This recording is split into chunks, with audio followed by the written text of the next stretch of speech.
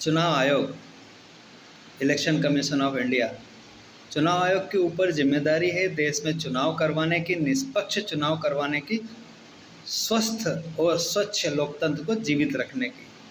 लेकिन 2014 के पहले जो चुनाव आयोग था वो अच्छा काम कर रहा था, इसीलिए सरकारें ऊपर नीचे हो रही थी।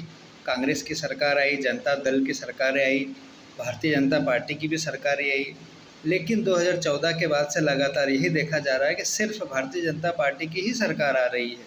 मतलब साफ है कि चुनाव आयोग कहीं ना कहीं केंद्र सरकार का नुमाइंदा बन चुका है, केंद्र सरकार का गुलाम हो चुका है।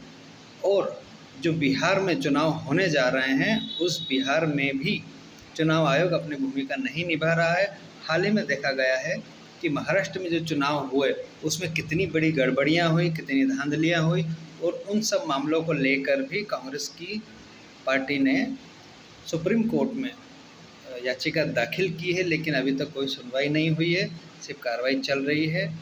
और यही चीज़ बिहार में भी ये कर रहे हैं, वोटरों के नाम काटे जा रहे हैं, उनसे उनके सबूत मांगे जा रहे हैं कि वो स्थानीय निवासी है या नहीं, आधार कार्ड को भी मान्य नहीं कर रहे। तो अब ये किस चीज़ को मान्य करेंगे इनको खुद नहीं पता है।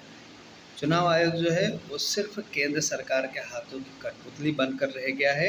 अगर यही चलता रहा तो हम चुनाव आयोग से निष्पक्ष चुनाव की जो उम्मीद करते हैं, जो देश निष्पक्ष चुनाव की उम्मीद करता है, वो एक धोखा होगा और यही लोकतंत्र की हत्या है।